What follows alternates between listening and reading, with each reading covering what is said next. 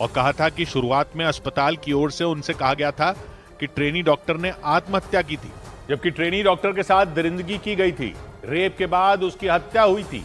जांच के दौरान पता चला था कि पीड़ित डॉक्टर के प्राइवेट पार्ट्स, आंखों और मुंह से खून बह रहा था। ट्रेनी डॉक्टर की शव की जांच के बाद आई रिपोर्ट में बताया गया था कि उसके पेट, पैर, गर्दन, हाथ और होंठों पर चोट के निशान थे और उसकी गर्दन की हड्डी टूटी हुई थी। यानी आरजीकर अस्पताल के सेमिनार हॉल में ट्रेनी डॉक्टर से दरिंदगी करने वाले ने हद पार कर दी थी। और पीड़ित के परिवार के मुताबिक अस्पताल प्रशासन ने शुरुआत में रेप की बात छुपाने की कोशिश की थी और उनसे कहा था कि ट्रेनी डॉक्टर ने आत्महत्या की थी। सूत्रों ने बताया कि सीबीआई ने इसी सवाल का जवाब जानने के लिए आरजीकर मेडिकल कॉलेज के पूर्व प्रिंसिपल संदीप घोष से लगातार चौथे दिन पूछताछ की। संदीप घोष के कोलकाता में सीबीआई के दफ्तर पहुंचने के बाद पत्रकारों ने उनसे बात करने की कोशिश की, लेकिन वो बिना कुछ कहे अंदर चले गए। लेकिन एक दिन पहले उन्होंने ऐसा नहीं किया था और मीडिया के सवालों का जवाब देने की कोशिश की थी।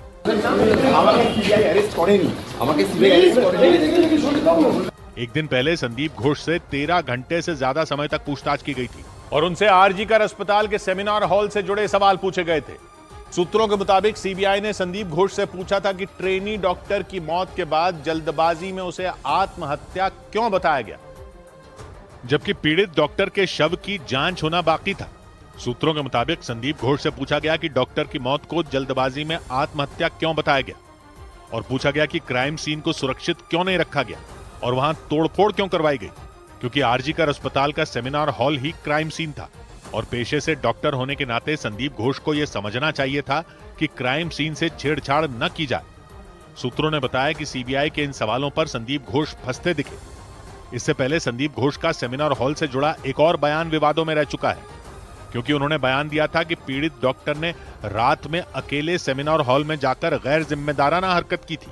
यानी संदीप घोष ने शुरुआत में पीड़ित डॉक्टर पर ही सवाल उठा दिए थे, जिस पर बाद में विवाद हो गया था और मामले को संभालने के लिए उन्हें आरजीकर मेडिकल कॉलेज के प्रिंसिपल के पद से इस्तीफा तक देना पड़ा था। लेकिन पीड़ित डॉक्टर के परिवार के आरोपों के बाद संदीप घोष की भूमिका पर सवाल उठ गए और सीबीआई ने संदीप घोष को लगातार चौथे दिन पूछताछ के लिए बुलाया। इसके अलावा सीबीआई की टीम दूसरी बार पीड़ित डॉक्टर के घर भी पहुंची और सूत्रों के मुताबिक सीबीआई ने पीड़ित परिवार से उसकी डायरी के बारे में भी पूछा था, क्योंकि पीड़ित डॉक्टर के पास से एक फटी हुई डायरी मिली थी और सूत्रों के मुताबिक सीबीआई को डायरी से कुछ सबूत मिलने की उम्मीद है। सीबीआई की टीम इससे पहले भी पीड़ित के माता-पिता का बयान दर्ज कर चुकी है। ये केस सीबीआई के पास पीड़ित के माता-पिता की याचिका पर ही आया, क्योंकि उन्होंने कलकत्ता हाईकोर्ट में कोलकाता पुलिस की जांच और अस्पताल प्रशासन की भूमिका पर सवाल उठाए थे।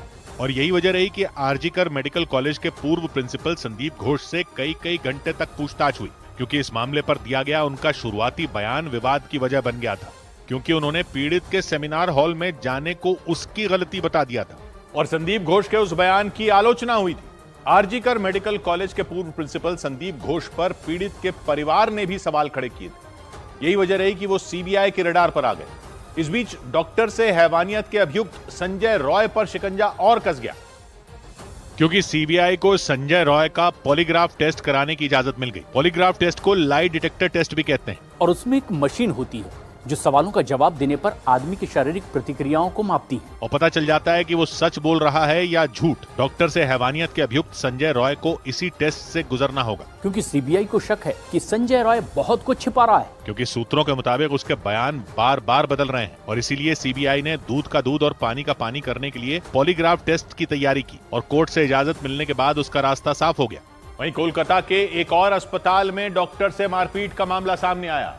बताया गया कि कोलकाता के एसएसकेएम अस्पताल में रात में भीड़ ने हमला कर दिया और ड्यूटी पर मौजूद डॉक्टर को पीट दिया और इसके बाद कोलकाता के एसएसकेएम अस्पताल के बाहर पुलिस वाले पहुंच गए। सुबह सुबह पहुंचे मरीजों को इंतजार करना पड़ा, क्योंकि खबर आई कि कोलकाता के एसएसकेएम अस्पताल में रात में एक डॉक्टर के साथ मारपीट की गई। इसके बाद अस्पताल में तनाव फैल गया। रात में हुए हमले के सबूत भी नजर आए, क्योंकि अस्पताल के कमरों के शीशे फूटे हुए दिखे। पुलिस वालों का जमावड़ा भी लग गया। बताया गया कि एसएसकेएम अस्पताल में रात में भीड़ घुस गई थी और उसने एक डॉक्टर पर हमला कर दिया था। कोलकाता का एसएसकेएम अस्पताल वहाँ के भवानीपुर क्षेत्र में आता है और भवानीपुर बंगाल की सीएम ममता बनर्जी का विधानसभा क्षेत्र है। इस बीच बंगाल की मुख्यमंत्री ममता बनर्जी के खिलाफ विवादास्पद पोस्ट करने के आरोप में एक छात्रा को गिरफ्तार कर लिया गया। पुलिस